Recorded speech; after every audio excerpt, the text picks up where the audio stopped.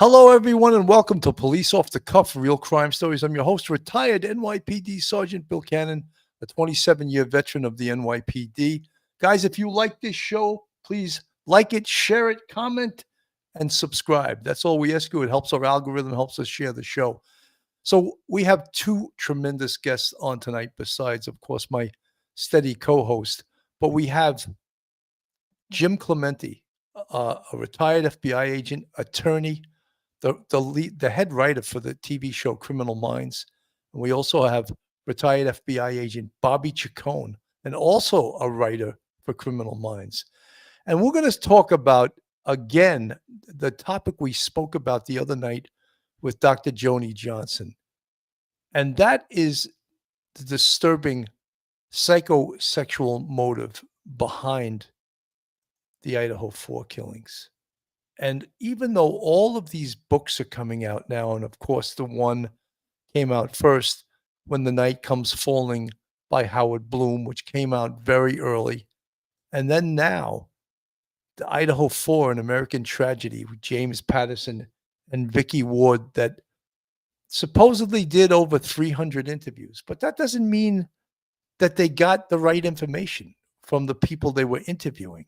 They didn't go to law enforcement because they couldn't, or perhaps because of the gag order, they may have snuck in a few, but law enforcement had to be very careful about being interviewed because of the gag order. So I think that I would rather see someone like Jim Clemente, FBI profiler and writer for Criminal Minds, attorney, and just a brilliant guy.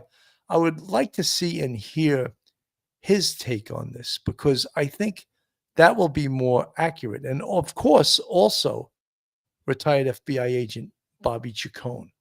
And I think it's just going to be an unbelievable show. So folks, hold on to your hats, hold on to your cup of coffee, hold on to your theories, because you're about to get the real deal. You're about to enter the off the cuff zone, the police off the cuff zone.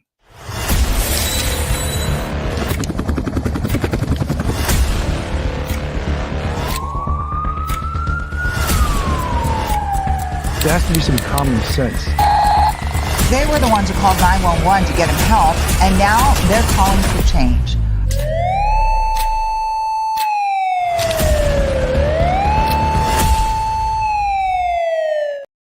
And now a word from our sponsor. BetOnline continues to be your number one source for all your sports betting action. And with baseball in full swing and football season around the corner, BetOnline has more ways to stay in on the action with the latest odds, news, and scores, even live in-game betting. From Major League Baseball, UFC to tennis and NFL futures, BetOnline remains your choice for sports wagering info. In between games, head over to the BetOnline Casino with all the top Vegas-style games, including poker and live casino. Head to the website today and take advantage of their industry-leading VIP program with level-up bonuses and weekly cash boosts. BetOnline, the game starts here. And I'm also going to welcome to the show a constant, retired NYPD Sergeant, professor at Albertus Magnus College in Connecticut, and attorney. Welcome to the show, Professor Mike. Bill, good evening. Thank you for having me on. It's going to be a good show tonight. Thank you. You know, Mike, we had such a great show the other night with Dr. Joanie. And, you know, because this case didn't go to trial, so much of it, of what we would have learned if the trial had proceeded, and what we would have learned with the prosecution presenting their evidence, we're not going to learn that now. So are we, and is the general public, counting on these authors that write these books? And specifically, the newest one just came out this week, the Idaho 4, An American Tragedy, James Patterson and Vicky Ward. But is that really, and I'm, maybe I'm a little critical because I'm from the law enforcement end, but it's not from the horse's mouth. It's not from the prosecutor. It's not from the detectives. It's not from law enforcement. So how do we know that the investigative journalist, Vicky Ward, who did these over 300 interviews, how do we know that what she got from this is in fact accurate? Bill, we don't know. That's the problem, because she's speaking and she's getting third-hand information.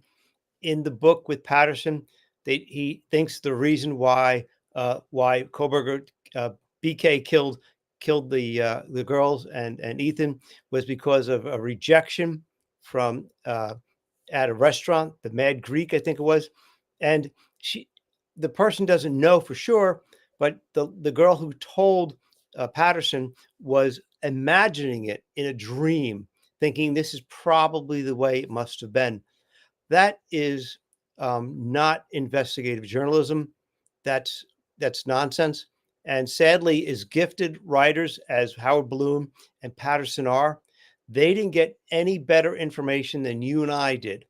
And all they did was be more creative and throw in a little drama here and there. But unfortunately, there's no way to tell how good or how accurate at all their perceptions were. Not at all. The other night we had, almost, I guess about a week ago, we had the fantastic Orange County District Attorney, Matt Murphy, came on, and he was quite upset that Bill Thompson went for the plea, or he was approached by the defense and he offered the plea. And Matt Murphy felt, and he said that even in Orange County, where he was a former assistant district attorney, in the murders, less than 4% actually went for the death penalty. I want to play a little bit of his interview the other night. Of course not. There's still one Of course idiot not. that's still doing it. There's a thing. It's one of my favorite. They call it the Dunning-Kruger effect. It's literally, if you're an idiot, how would you know? If you're, and everybody wants to be the smartest person on the block, and everybody wants to come up with a conspiracy theory. And you notice a lot of people that cling to conspiracy theories the hardest, or OJ didn't do it. That's one of my other favorites. They want to be the smartest person, and they're the one that's got it figured out. And we just saw that with the Menendez phenomenon. Kim Kardashian and that Netflix special, and all of a sudden everybody runs off thinking they're advocating on behalf of victims of sexual abuse. And in fact, what they're doing is they're making every rapist and child molester and killer in California now line up for their resentencing hearing. It's the Dunning-Kruger effect. It's an actual scientific psychological principle. And basically, if you're a dummy, you're too dumb to know it. And that's what we see in this. So absolutely. I just want to also let people know, this is Matt's book, The Book of Murder. Book of Murder serves up a front row seat for true crime fans wanting to know the rest of the story. I've read it. He actually sent me a copy for free. I don't think he's going to send you a copy for free, but it's really I paid for my copy. Oh, you did? Yeah, I paid for my copy. I'm a co-host. Anyway, this is Matt in his courtroom look. He had a little shorter hair back then, but it's really fascinating, the book. And Matt, it's so funny because I've played so many times your interview with Vargas, and where you say, in fact, I'll put it back up on the screen for old time's sake. But I've had people say, that guy's an idiot. He doesn't know what he's so. I go, yeah, you're right. He's an idiot. He's got a law degree. He's one of the best prosecutors in the nation. Absolute moron. And here it is. I'm joined by former homicide prosecutor Matt Murphy. Matt, we know that some of the victims' families do want the death penalty. These crimes were heinous, but and they don't blame that. I don't blame them. But how does a prosecutor make this decision? So a prosecutor under these circumstances will weigh the aggravating versus mitigating circumstances. It's essentially the same job that a jury will be asked to do. And this case is so overwhelmingly awful, for lack of a better term. I think there's going to be a lot of pressure within the DA's office to actually seek the death penalty. And the evidence seems to be very strong. I mean, it's not circumstantial. There's DNA evidence, there's cell phone evidence, there's a lot of evidence here. The evidence against Brian Kohberger is overwhelming. So that was the whole reason I played that, because there were so many people that followed this case that just said there's no evidence. All the evidence is circumstantial, and this is ridiculous. How could he get convicted on these facts? And I said, well, Matt Murphy, one of the top prosecutors from Orange County, California, said that the evidence against Kohberger was overwhelming. But yet, so many people, we called them the pro-burgers, just did not get it, you know. Yeah, there's a lot of people that are very contrary. Like he said, they want to be the smartest person in the room. You know, when he actually was very critical of the DA in Utah and in Idaho, I was at first a little sympathetic towards the DA. I was like, wow, Matt's being a little bit critical. But then when I thought about it, Matt's right. That DA had that one opportunity to show everybody in a brief period of time what the basic case against BK was. And you don't get choked up at that point. You go hard and you go tough. And if you can't go hard and tough at this guy, then you should go home. What Matt was right. You don't sit there and choke up. That is not the time to choke up. You can choke up in your office. You can choke up some other time, but you do not choke up on that big stage where you were telling everybody, get angry at this guy. Let everybody know. Rip him a new one right then and there in front of everybody. Don't sit there and say, well, you know, we don't know if he only wanted to kill one person, but we believe he did kill all four, or we don't know about the possible SA motive. What are you doing? Why are you saying anything remotely conciliatory towards this guy? You rip him a new one and you go hard at him. And so I think, he was absolutely right. Matt was absolutely right in that case. You know, Mike, we spoke about it before also. We felt that perhaps Bill Thompson was out of his league on this one. And he may have been really afraid to take this case to trial in front of the whole nation, in front of the whole world. Would he be outed as this small town prosecutor that wasn't prepared to go for a death penalty case, a capital murder case with the whole world watching? Is that a possibility? Yeah, that is. That is. I mean, they have done death penalty cases in Idaho, of course, but and we've seen the Daybell case. However, that one got a lot of publicity, but not nearly, probably 1/10 of publicity that the BK case got, and it was reported all over the world, and so therefore it was another trial of the century. This decade's trial of the century. And maybe he just doesn't have the interest in doing it. Maybe he was just faking all along that, yeah, we will go for the death penalty, and hope that at the end he has a way to politically make it acceptable to the public and also to the judge. Because you had a great judge, Hippler. He was not a Judge Lance Ito in the OJ case, which let the defense go crazy.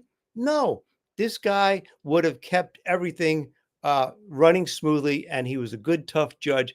And Matt's right. He should have went for it. He should have absolutely went for it. The worst you could have had was maybe a hung jury, but probably not. The worst you would have had with the penalty phase would have been maybe just life and not the death penalty.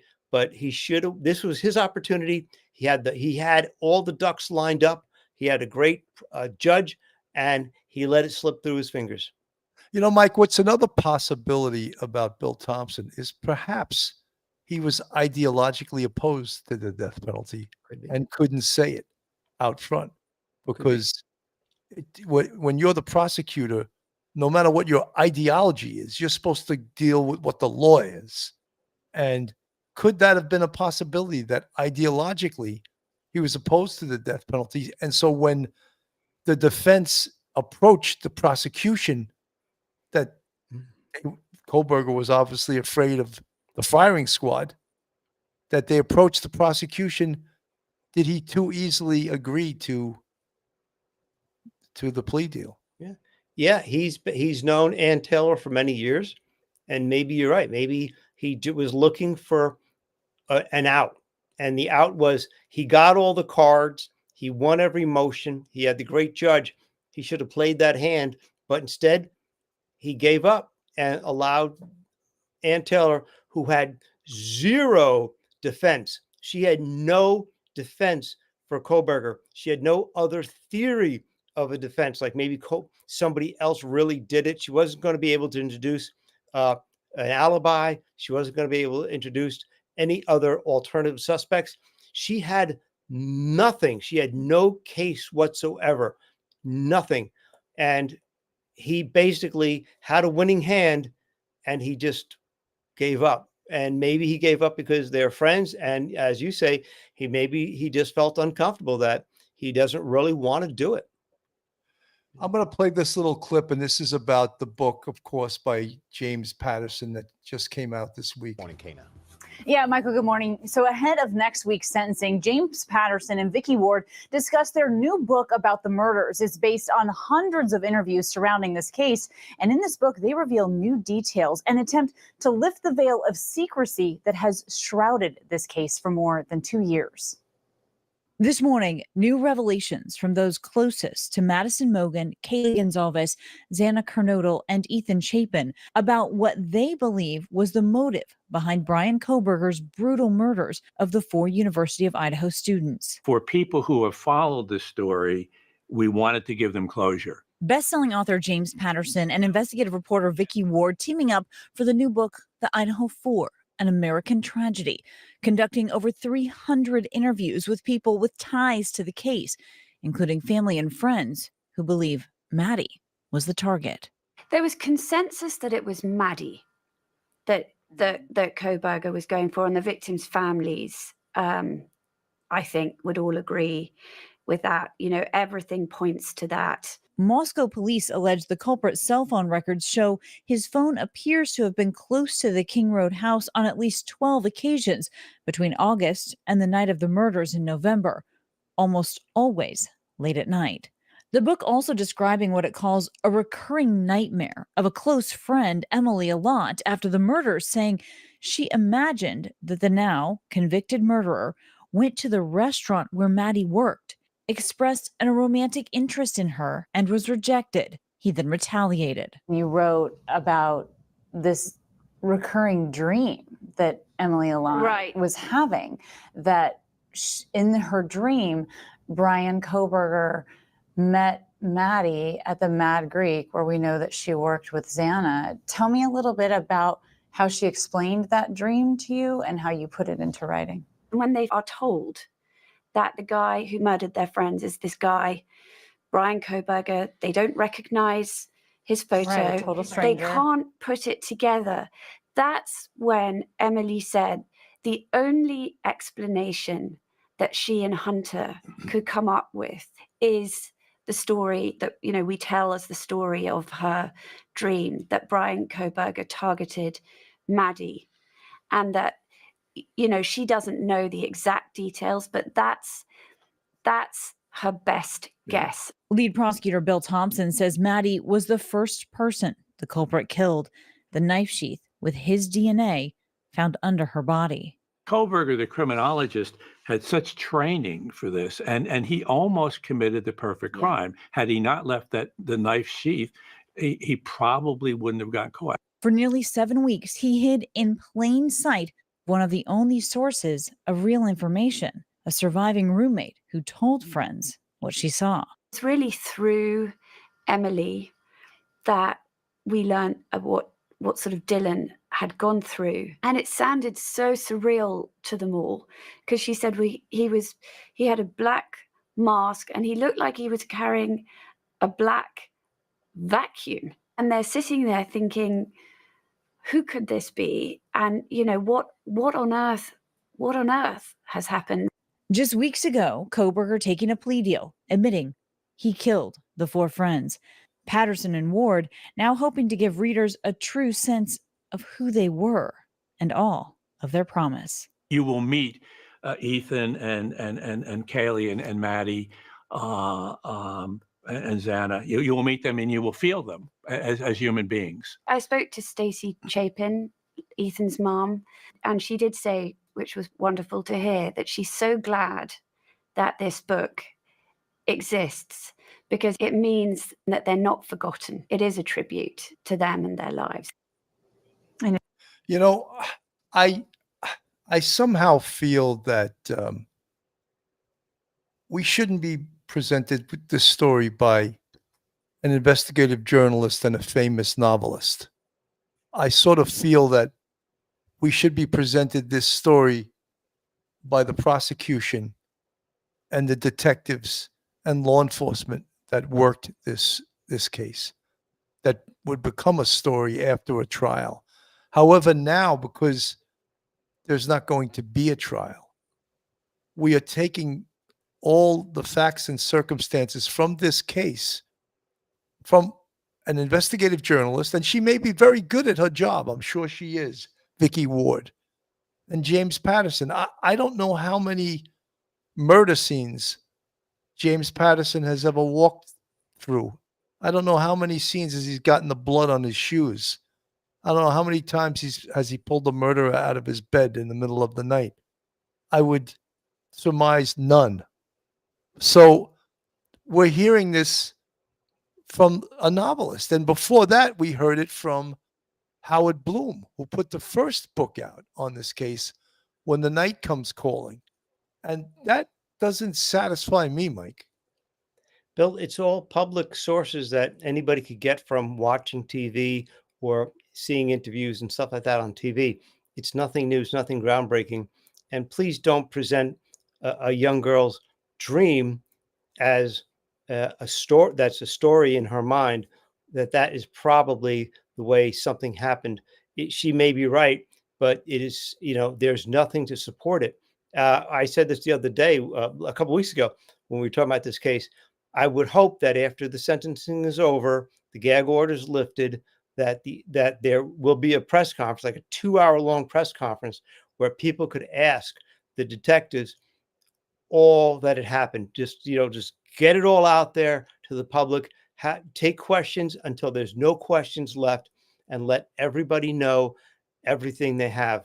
Pretty much open everything up to questions and answer every question extensively. And that would make everybody feel better, because as right now, we're still in that mode of what's a rumor? What rumor are we talking about? What theory are we talking about? We don't know. And so in that vacuum, you get all kinds of crazy stuff on the internet. And it would be better if law enforcement was able to just let everybody know exactly what law enforcement knows in as much intimate detail as they can. Folks, I apologize.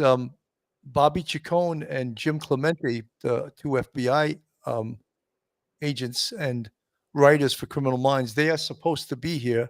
I don't know what happened. They're late, but look, as the show must go on, and I'm hoping that they're going to still show up a little bit late. But what our whole premise of this show was the disturbing psychosexual motive behind these murders.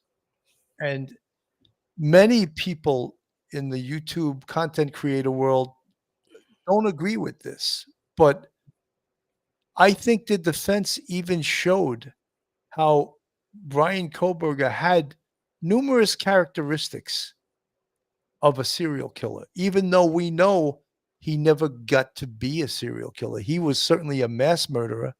He killed 4 people at one time. And had he not been caught, there is no doubt in anyone's mind in the law enforcement area, and I spoke to Jim Clemente about this, that he would have become a serial killer. And some of the attributes he had was one that was raised by the defense, the autism spectrum. That is also one of the characteristics that many serial killers have. And Ann Taylor, his defense attorney, tried to raise that as part of his defense. In addition, he had an early drug problem. He was a heroin addict at one time in his early years. That is also a trait of a serial killer. So all of these things, these attributes that Brian Kohberger had, that would have made him have the same characteristics as a serial killer, not many people are talking about. And the nature of how he committed these murders, we that have worked homicides know that killing someone with a knife is a very, very personal way, up close and personal. And that was the weapon that he chose, to go into a house to murder someone. And it turned out to be 4 people. But we believe that, again, he went in there to murder one person, Madison Mogen. And he went in there with a knife. So was this a sexual crime? And District Attorney Bill Thompson went to great lengths during his presentation in court to say there was no evidence of any sex crime here. And he's right, there wasn't. But was that the motive? He couldn't or didn't answer that.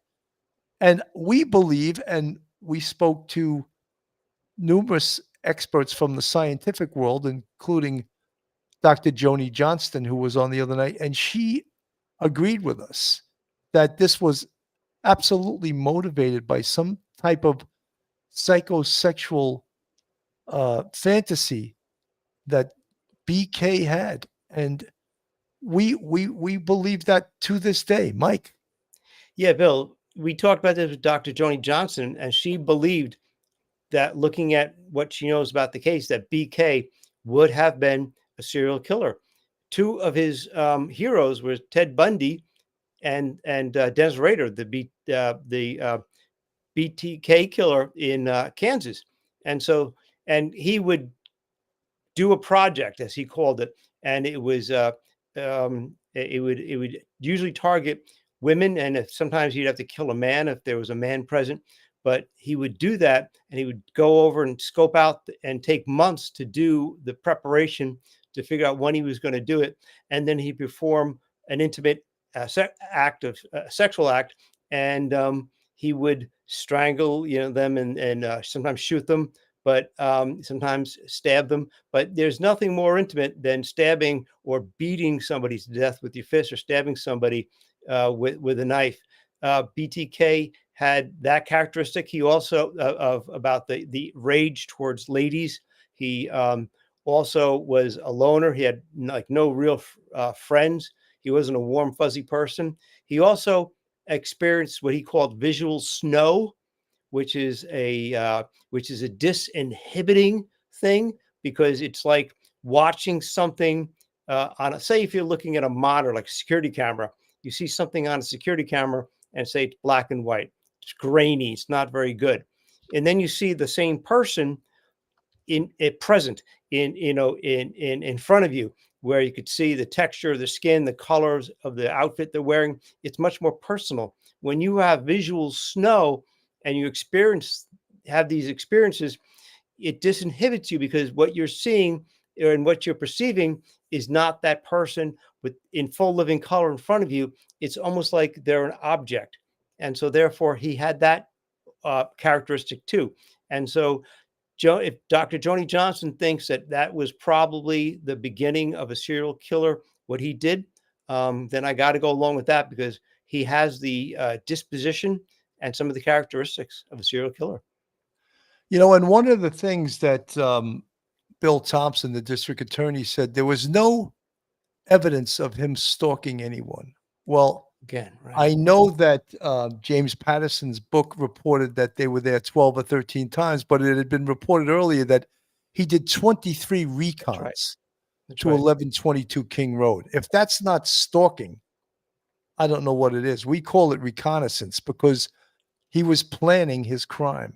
He was making sure he knew escape routes, he knew entry routes, he knew what door would be unlocked that he could go in. And sure enough, he went up to that second floor and the sliding glass door was open. Mm-hmm. So he knew all of these things. So when Bill Thompson said there was no evidence of stalking, I don't think he's ever been the police. That to me was stalking, what he was doing, Mike. Yeah, Bill, it may not have technically been stalking under Idaho law, because I think under Idaho law, it's not stalking until the victim is aware that they're being followed.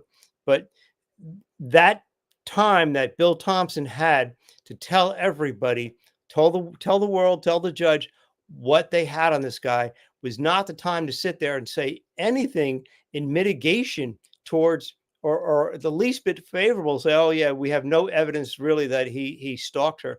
Are you out of your mind? He went by the place 23 times late at night between 10 p.m. and 3 a.m. And Ann Taylor never in any paper, in any motion papers, never came up with any sort of justification that he himself had a girlfriend in the area, or he himself had friends in the area that he was visiting.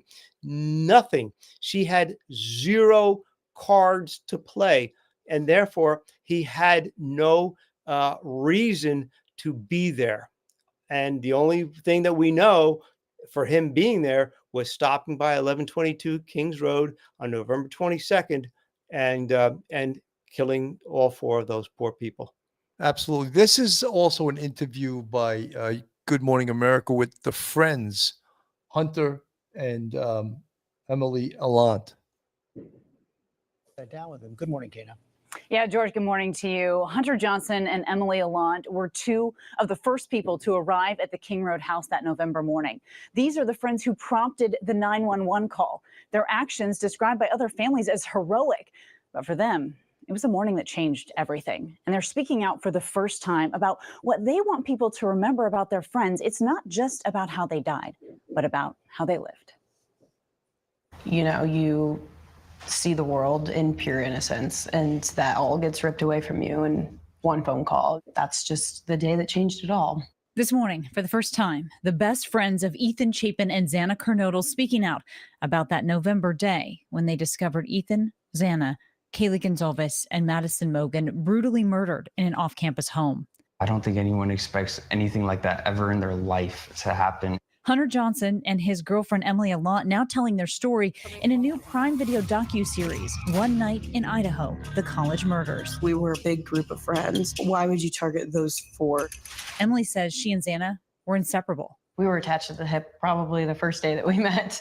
Yeah, we just clicked immediately. We were same personalities, I feel like. I love it when people talk about Ethan and Xana sort of being like male and female versions of each other. Oh, it's very much true. They were the same person. Hunter and Emily say the fall weekend started like any other with a big football game. The friends snapping this photo that Saturday. It was a normal weekend for us, just hanging out with our friends. The next morning, Emily says Dylan, one of the surviving roommates, called her concerned, asking her and Hunter to come over. In the documentary, you tell the story of really not feeling alarmed when Dylan called you.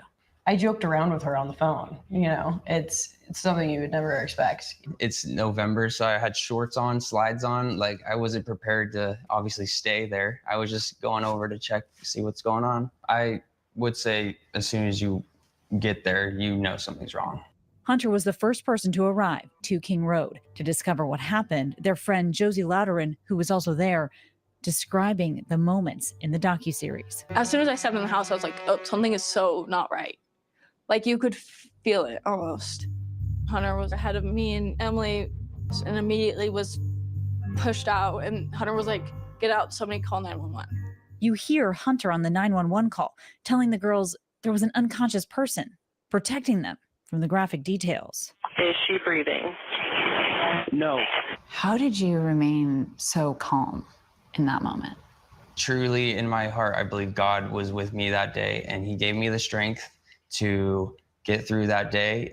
As authorities entered the home, the friends say they were told to sit outside, waiting for hours with little information. We watched the ambulance come and we watched them immediately leave. So I think that was a hard part for sure. That second you realize there's no one to be saved. Right. Their best friends inexplicably murdered. Not knowing who was responsible or why, they feared for their own safety. We just left to get away, be safe. Yeah. Is our You mindset. didn't feel safe? No. In the nearly 7 weeks it took police to arrest a suspect, Emily, Hunter, and surviving roommates Dylan and Bethany became the targets of online sleuths and social media attacks. Lots of threats, people saying I should confess to murdering them. I felt like I was less than a person in that point in my life. On December 30th, 2022, police arrested then 28-year-old Brian Kohberger. To Emily and Hunter, he was a complete stranger. Their murder trial set to begin in August. His attorneys say he's innocent. Does justice lie in a conviction? I don't think there's gonna ever be any justice. I mean, yeah, we can have justice for the conviction of it, but I don't get to still hang out with Ethan. So They still don't get to. they don't have Be a with their son. They don't child. have a daughter anymore. They say they hope people remember who their friends were beyond the headlines. Who they are as people is so much more than the Idaho 4, and they shouldn't be known as the Idaho 4, and they shouldn't be attached to, the name of who did that to them. And I just think that, hopefully one day that they're just seen as who they are and not what happened to them. Yeah, Emily went on to tell me they are so much more than their last day. Now So, when this case first occurred, November 13th, 2022, there was so much frustration within the Idaho community that there wasn't an immediate arrest. No one was an arrest, and so much speculation occurred, even around the friends of the 4 victims. And you could see they were pointing fingers at their closest friends as potential suspects. Folks, I just want to let everyone know we were supposed to have Jim Clemente, FBI agent, attorney, lead writer for Criminal Minds, and Bobby Chacon, also FBI agent. I don't know at this point what happened to them. They would usually text me and tell me something happened. I don't know if anything happened. I'm hoping that they still show up, but the show must go on, and we're trying to do the best we can without them here. So this case, early on, we saw every possibility. Even one of the faculty members was accused of being the murderer. And it took 6 weeks for Brian Kohberger to be arrested. And we know the story with the white Hyundai Elantra. We know how that was caught on video. We know how it was caught on Ring cameras. We know that there were the pings from his prior visits to that location from the phone. And we were told 23 times now. In the James Patterson book, they're saying 12 times. So all of these were evidentiary facts. And of course, the smoking gun was the touch DNA on the knife sheath, the button of the knife sheath. And that's what got Brian Kohberger identified and got them probable cause to go to Pennsylvania and arrest him at his parents' home in Pennsylvania. Mike. Yeah, Bill, the police, law enforcement, local police, Idaho State Police, the FBI, they did a fantastic job. People don't realize when you look at the chronology from November 13th to December 30th, BK appeared on the on everybody's mind early on because they knew it was a white Hyundai Elantra. They saw that through different security cameras that they knew the white Hyundai Elantra traveled into Washington and didn't go very far into Washington. They knew that he was a student at Washington University because we had the security cameras there. So he was on their watch list as a very strong suspect early on. So the good thing about the DNA on the knife sheath was that they were able to compare that to the, I think it was earwax of his father in Pennsylvania, and that sealed his fate at that point. That's when they went in and made the arrest. And when they made the arrest, they then got a search warrant to do a buccal swab of his cheek, and that confirmed to the nth degree that they had the right guy. But without, they didn't build the case after they got that DNA. They had built the case already, and he was on their radar. And so he was suspect numero uno before they made that confirmation with the DNA. They did a fantastic job. And as much as people want to think that he would have gotten away with it without the DNA, he might not have. They might have had enough to make an arrest even without the DNA. But the DNA was the pièce de résistance on this case, and that was fantastic. 100%. This was Dr. Joanie just the other night on our show. Really gloat, maybe plant little threads in some online forums about how he knew more than everybody else. Maybe do it again. But no, this is not the life that he thought he was going to have after this.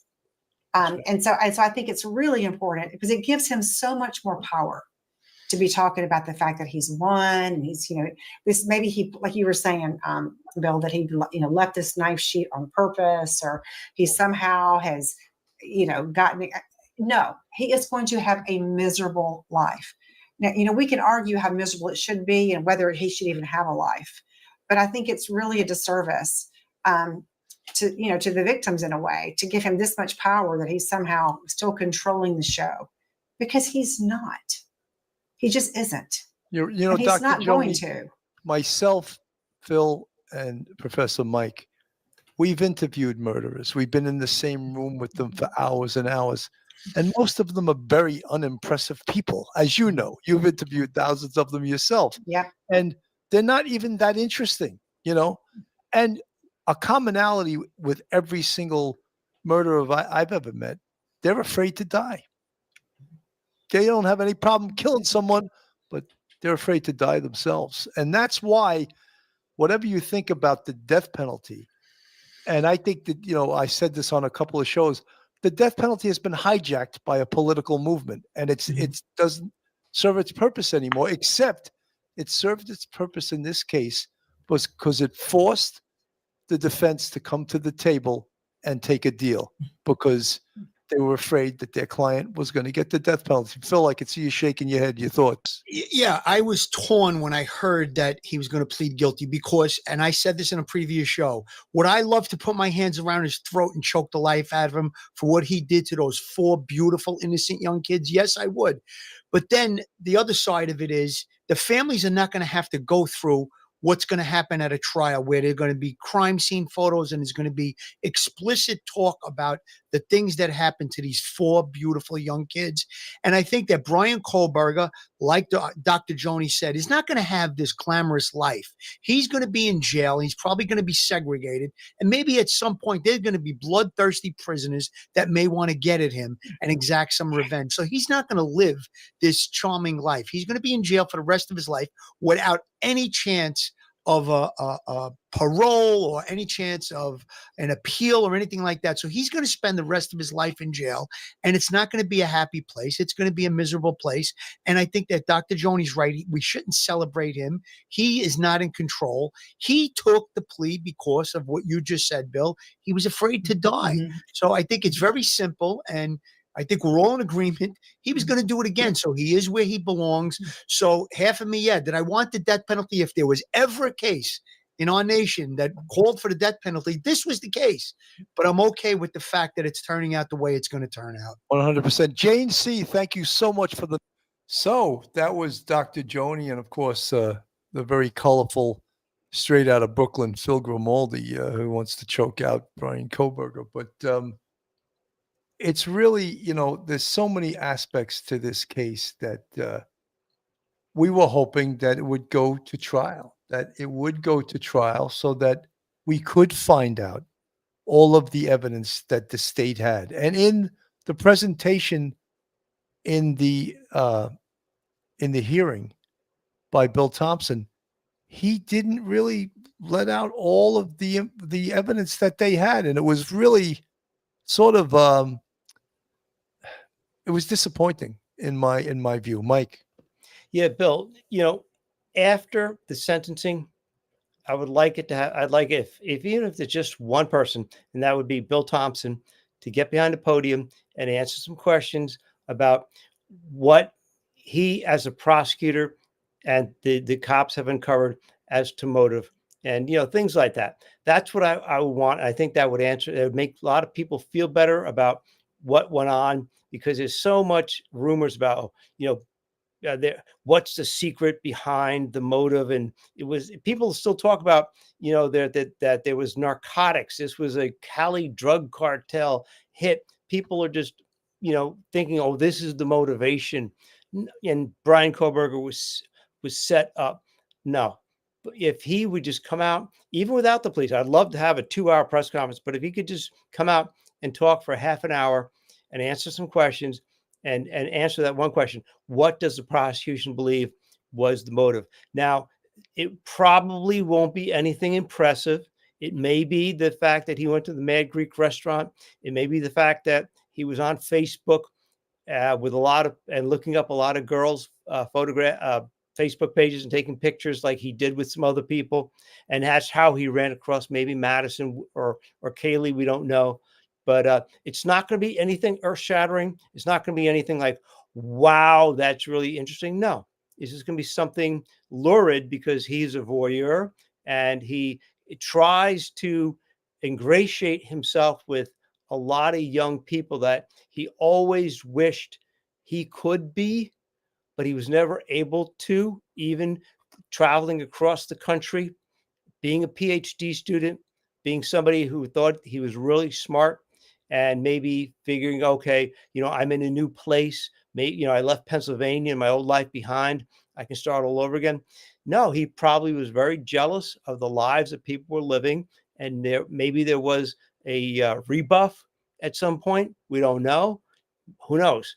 But it's not going to be anything earth-shattering or amazing. It's just probably going to be some really sad tale about how one guy, BK, became enamored and obsessive over one poor girl.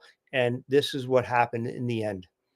And Mike, something, if that is the motive, then he is really a sick individual. Yeah. And all of the studies that he did in criminology, specifically with Catherine Ramsland, the serial killer professor, very disturbing, right? But I believe that Bryan Kohberger is a disturbed psychotic. I think he's, it's not my theory that this was a psychosexual murder, but I think it's written all over it. Mm-hmm. And professionals like Dr. Joanie Johnson and, of course, FBI agent Jim Clemente and Bobby Chacon, they agree with us. And I apologize that they're not here. It's inexplicable. I don't know where they are. And I'm hoping they'll still make it. We've still got some time left. But, the families of Ethan Chapin, they were quiet. Jim Chapin and Stacy Chapin, they were quiet throughout this. And they're really top-notch people. I think that they've chosen to go through this try to go through it with a positive attitude to maintain their own mental health and not give into despair. And I want to play this again from the Today Show on the Chapin family. More than 2 years after the murder of their son Ethan, Stacy and Jim Chapin tell us in an exclusive interview they finally have closure. When you heard that this plea deal was going to go through, what was your reaction? If I could physically do a handstand at that time, I'd probably do one because I am so ready for it to be done. Ethan Chapin, along with his girlfriend Xana Kernodle and her housemates Kaylee Gonzalez and Madison Mogan, all University of Idaho students, were brutally stabbed to death in November 2022 by Bryan Kohberger. Earlier this month, the former criminology student pled guilty to the murders in a plea deal that took the death penalty off the table. He's now expected to spend life in prison without parole. I think our initial response was like an eye for an eye. But then we've spent a ton of time talking about it with prosecutors. And for us, we always felt like this was a better deal. I mean, he gets put away and there's no appeal system to it. And there were so many kids, including our own, that had been subpoenaed that no longer have this hanging over their heads. I mean, we just all get to go live our life. There are some family members who feel like this plea deal now means that Bryan Kohberger won't face the highest form of punishment. Everybody's entitled to grieve and feel how they want. Yeah, it's just not how we feel. He's going to get what's coming to him. I really don't care what happens to the guy. He's off the streets and he can't hurt any more kids. And that's the most important thing. That's the most important thing. Mm-hmm. At the plea hearing, the Chapins saw their son's killer in person for the first time. Yes. It was cold and calculated and weirdly like an automated phone message. Yes. I mean, it was just like you expected some I don't know, There's just nothing. remorse, emotion, something, and there was zero. Did you kill and murder Ethan Chapin, a human being? Yes. Did you do that willfully, unlawfully, deliberately, with premeditation and malice aforethought? Yes. When they have to read through the charges, it was like, oh, here we go. I had to take a little, that one was tough. That's tough to listen to. Yeah. Ethan's family says their focus now is honoring the amazing person that he was, his parents, and for the first time, his triplet siblings, Maisie and Hunter, sharing their story in a new Prime Video documentary about the murders. I was so scared to go to bed. It was just silence. Because such a big member of our family just wasn't there anymore. What do you hope people take away from the documentary? What great kids they were. Yeah. We made a decision as a family that we would tell our version of Ethan's story one time. He was an amazing kid, and it's reflected in that.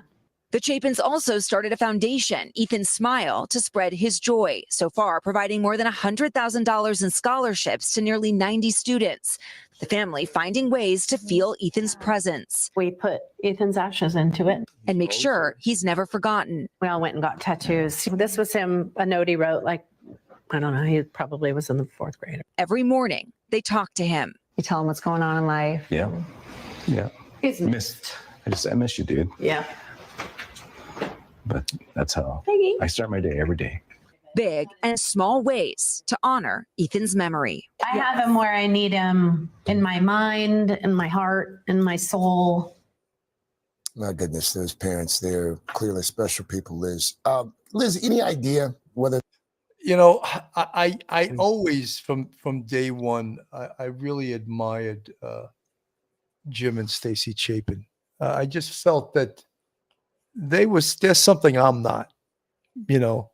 They're forgiving in that way. And well, I'm not saying they're forgiving Brian Kohberger, but they understand that they have to come to terms with this in order to have a good life themselves, in order to continue as parents and as husband and wife, and in order to continue to raise their other 2 children who are triplets.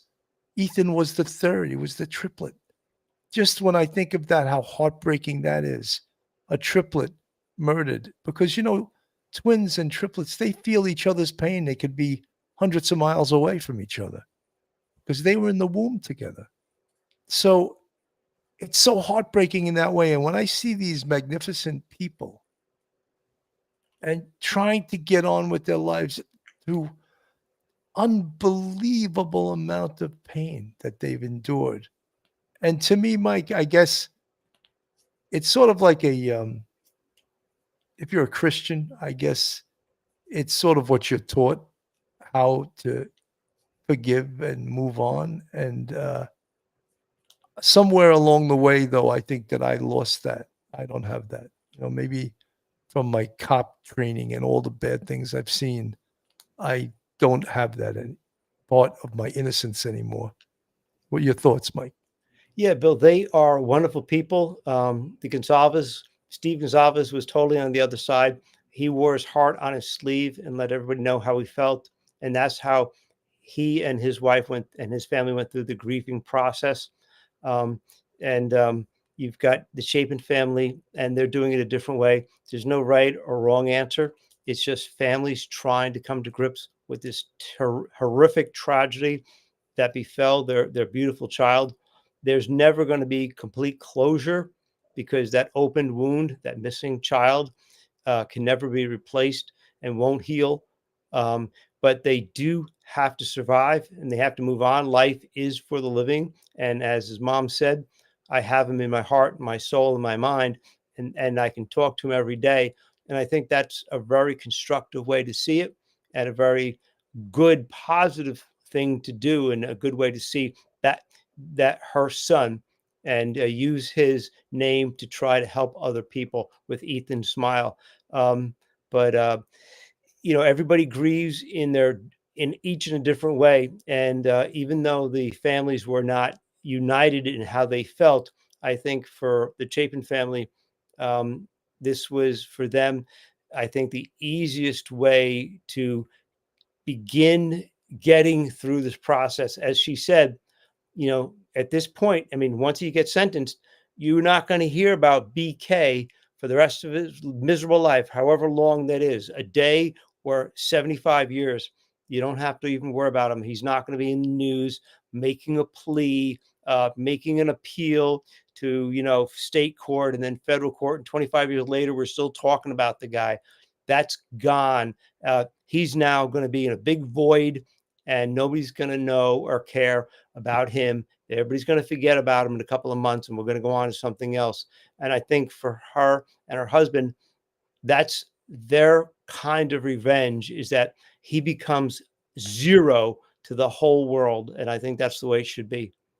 100%. Some folks were mentioning in the chat that tomorrow is a hearing in regards to lifting the gag order. And to me, that will be wonderful, because I don't understand why the gag order was still on after he pled guilty. What's the purpose of it? Right. We could have all found out a lot of things after the gag order was lifted, but it hasn't been. So hopefully tomorrow it will be lifted, and we will find out things, because then perhaps people that were investigators on this case, people involved with the prosecution, FBI, all kinds of people that worked on this case will be free to talk to the press and to say what they know. But they were held back from doing that for all of this time, Mike. Yeah. In the beginning, back in 2022, I agreed that it was a good thing to do, because the public and the press went crazy with all kinds of rumors. And even the messaging from, I think, the mayor of Moscow was pretty poor in the beginning. And it kind of created this vacuum. And inside this vacuum, it allowed for the birth of all kinds of crazy rumors. But at this point, it doesn't serve any useful purpose whatsoever. The only thing we're going to see on sentencing is that on the 23rd and 24th is people will be giving their victim impact statements, and then he'll be sentenced, and that's it. Nothing else is going to happen. So there's really no reason at this point, because nobody's going to be testifying under oath or anything like that. So there's no real point in keeping the gag order in place, because it cannot affect at this point any part of the trial. He's convicted. He pled. The only thing we're going to do is have him sentenced.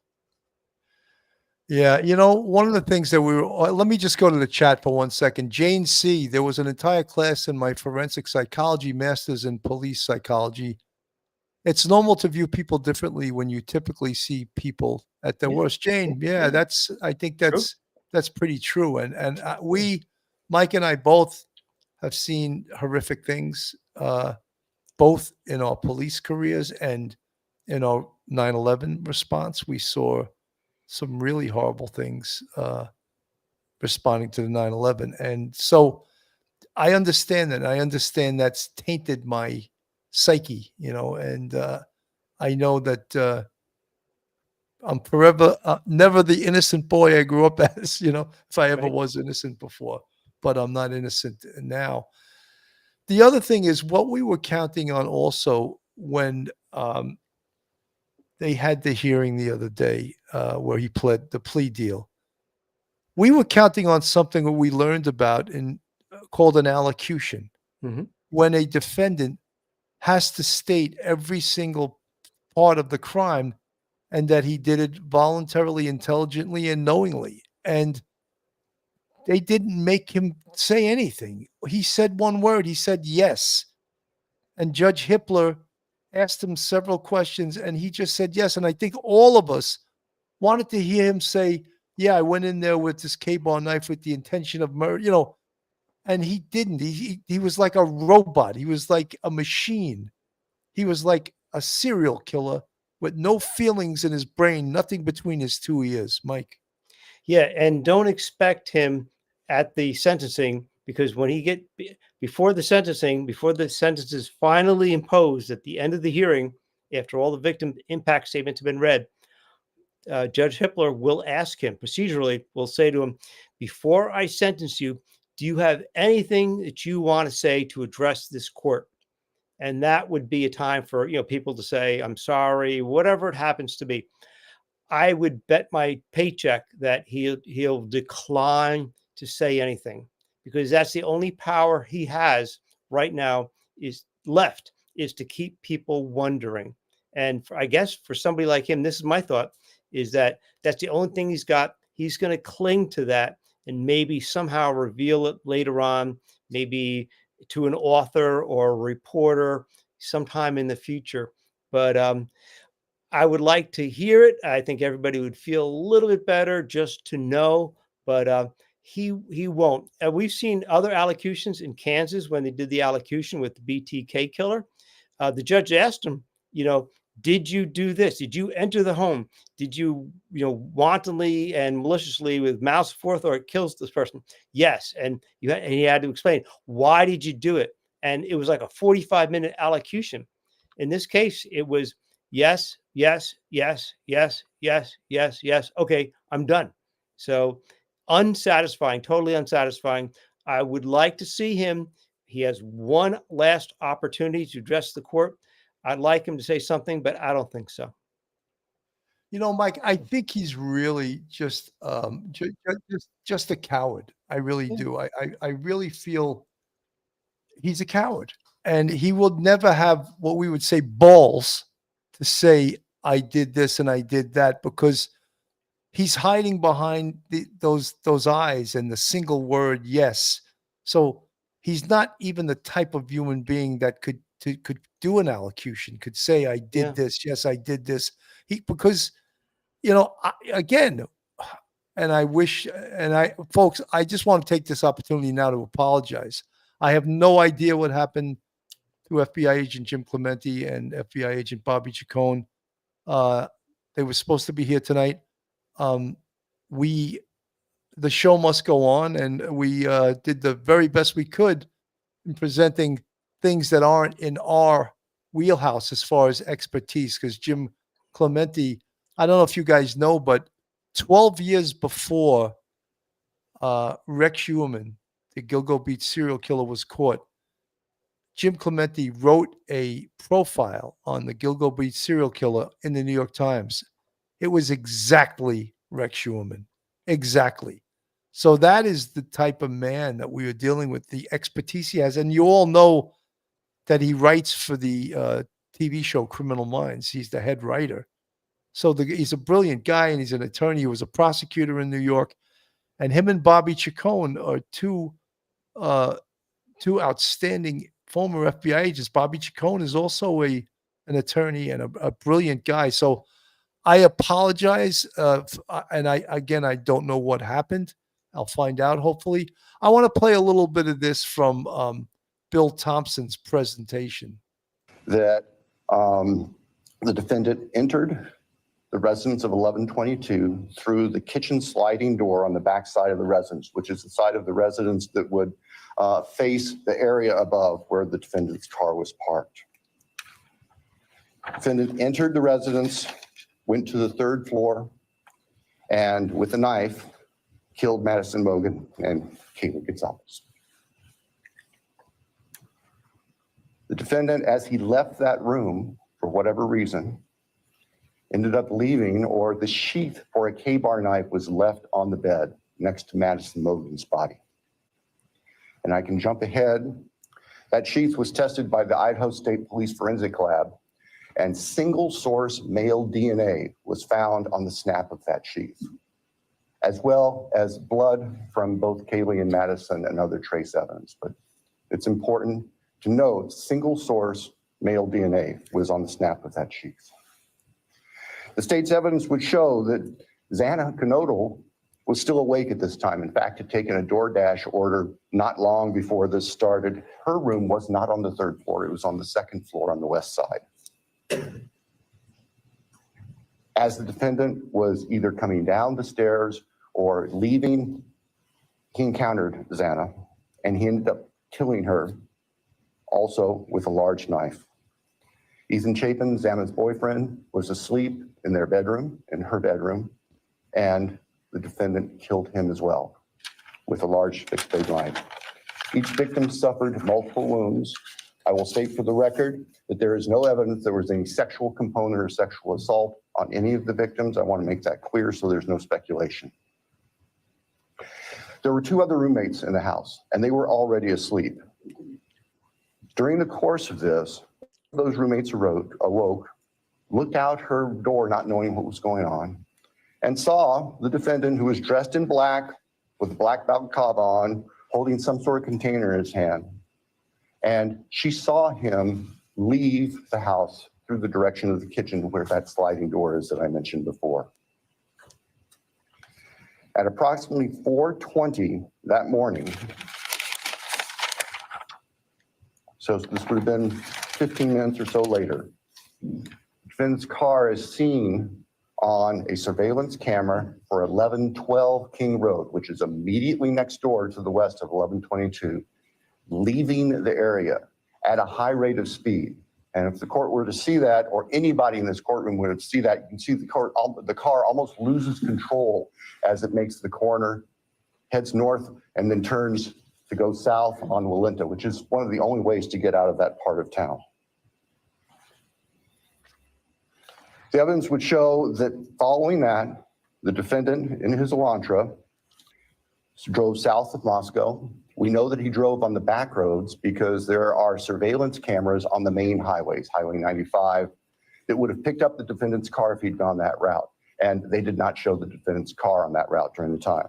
So we know that he went through a variety of back roads in very rural, isolated part of Latah County. About 4:48 that morning, the defendant's phone comes back on. And the evidence will show that that phone was located south of Moscow, likely at a side road intersection with Highway 95. From there, the defendant's phone activity tracks heading back north towards Pullman, Washington, where the defendant lived. About 5:26, starting approximately 5:26, various surveillance cameras in Pullman, Washington pick up the defendant's vehicle as he enters Pullman from the south and heads north and slightly west towards his apartment, where he arrived at approximately 5:30 in the morning.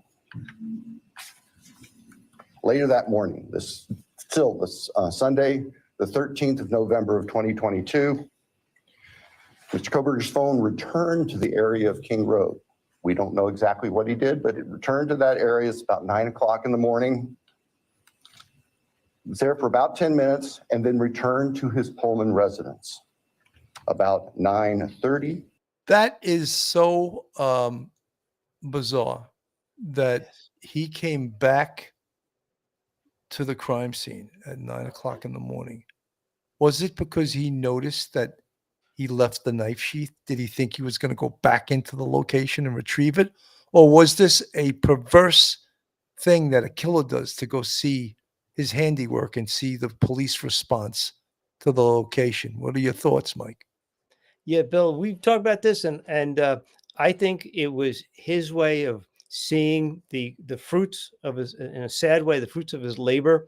He was probably hoping to see a huge crowd of police, that ambulances there, a crowd of people there, to see what he had developed, what he had made. And I think he probably was shocked, whatever his motive for going back, even if it was to find that knife. But it was already daylight, so I don't think he would do it. That's why I think he went back to see his handiwork. But he must have been shocked and disappointed that there was no activity at that point. The activity occurred later, but he was there for a short period of time, like 10 minutes. He went back to Pullman, Washington. He took a shower, and then he snapped that amazing selfie of himself coming out of the shower with the thumbs up. That is really something that convinced a lot of people that, yeah, there it is, that didn't know the police had that. When they saw that, a lot of people who may have been on the fence about his innocence, kind of went over to the side of, well, he probably did do it, because that's a very weird thing to do when you're, given the circumstances. I think that Bill Thompson's presentation is underwhelming, to tell you the truth. The state's evidence will show, evidence taken from the defendant's phone that he took a selfie of himself on his phone in what appears to be the bathroom of his Pullman apartment with a thumbs up. The defendant's phone then went to the Lewis and Clarkston Valley, approximately 30 miles south of Moscow and Pullman. And the defendant is actually seen with his car at various businesses down there. This area is the confluence of the Clearwater River and the Snake River. Lewiston is Idaho's seaport. Large bodies of moving water down there. In addition to tracing the defendant's activities, as I've just outlined, on the 13th and leading up to the 13th, the state's evidence will show that following Sunday, November 13th, 2022, business records show that the defendant began searching for a K-bar knife and a K-bar knife sheath, as the state believes, to replace the one that was left at the scene of the murders. The evidence also will suggest that there were at least attempts by the defendant to delete or alter his purchase history on Amazon, where all these transactions had occurred. Later that week, the state's evidence will show that Mr. Kohberger went to what we would call DMV, motor vehicle licensing here in Idaho, in Pullman, to change his car registration from Pennsylvania to Washington. That's of note because Pennsylvania cars do not require a front license plate. The vehicles seen on the surveillance cameras of the defendant's car showed it didn't have a front license plate on it. At the time of the traffic stop by Deputy Duke in August, it was Pennsylvania plate, no front license plate. Mr. Kohberger proceeded to finish his semester of studies at Washington State University and returned to Pennsylvania for the holidays. Law enforcement at this point were aware of Mr. Kohberger, had been accessing information about him, were trying to find him. They located him in Pennsylvania, and they conducted what's called a trash pull. During the nighttime hours, agents of the FBI, who assisted immensely with this case,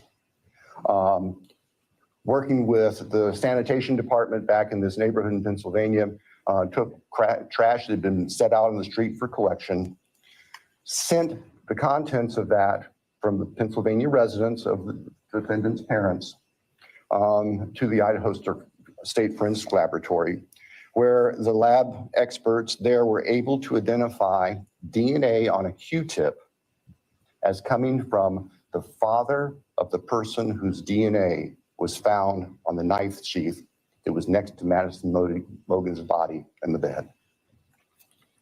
Subsequently, an arrest warrant was issued here in Idaho, and a search warrant was issued in the state of Pennsylvania with the assistance not only of the FBI, but the Pennsylvania State Police.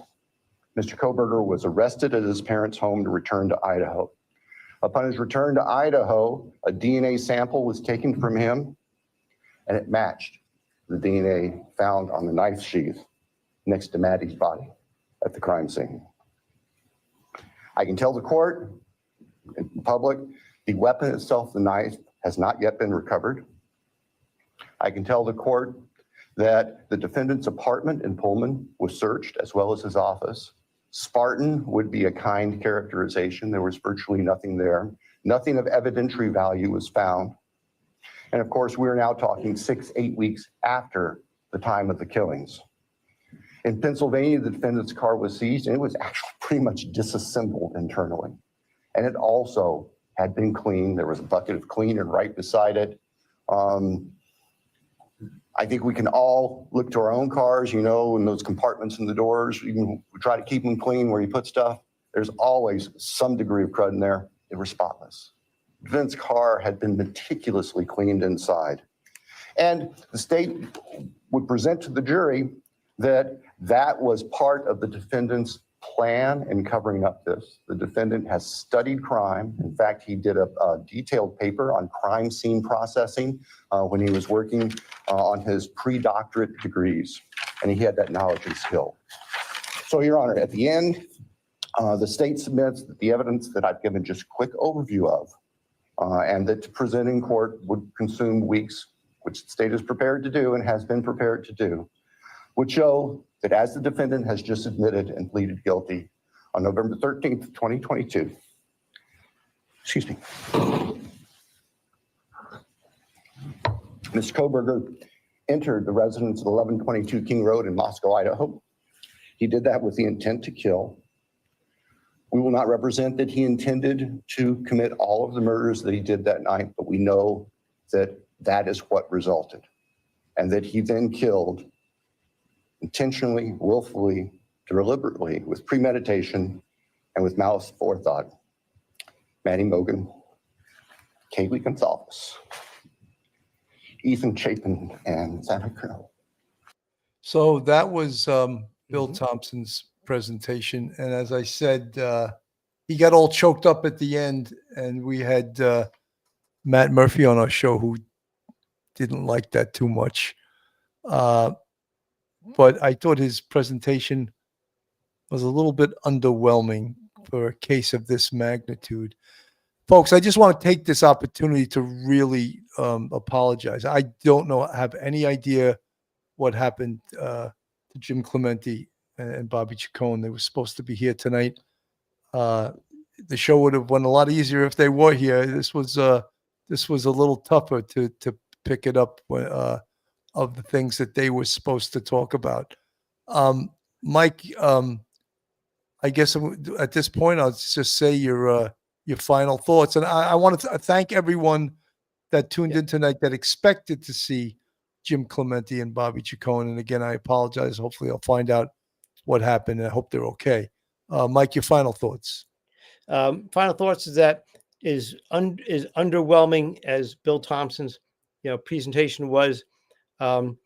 It was a basic presentation. We do know that they're beyond any sort of doubt. If anybody has ever thought that maybe there's some sort of conspiracy and Brian Kohberger's the fall guy for some sort of wild conspiracy theory and that he was set up by the police, no. The man admitted to 4 killings, and he's going to spend the rest of his life in prison. The police did a great job. Thank goodness for the FBI and all of their expertise, and the Idaho State Police and the Moscow police did a great job. And so justice, I think, will be served on the 23rd and 24th, whatever day they finish up with their presentations, and he'll be sentenced to life. And hopefully we'll never hear about BK ever again. Yeah, I agree. Laura Waldy from the chat. This was a great show. Really appreciated it, Sergeant Bill and Lawyer Mike. Laura Waldy, thank you so much. As I said, it's tough when you plan on a show from one direction and then, you have to be prepared for any eventuality. And we were prepared, but I didn't expect this. But Bo Peep says, I hope they're okay and safe. Yes, so do I. Absolutely.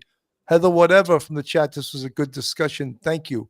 Well, thank you also. But thank you. I'm not in the same league as Jim Clemente as far as talking about serial killers and psychosexual motives. He's much better than me.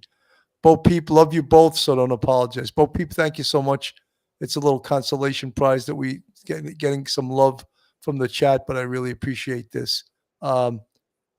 But hopefully, and Lula Morocco, thank you, fellas. Lou, thank you. Always good to see you in the chat. Folks, tomorrow night we have Scott Rouse on, who is at 8 p.m. Eastern Standard Time. He's a body language expert, and I'm so thrilled to have him on. I've never had a body language expert on before, and we'll talk about that vis-a-vis Brian Kohberger and, of course, Stefan Stearns. We'll talk about the body language expert with those cases in mind. Thank you so much for tuning in. On behalf of myself, Bill Cannon, and Professor Mike Geary, have a great night, everyone, and God bless. Take care. One episode just ain't enough.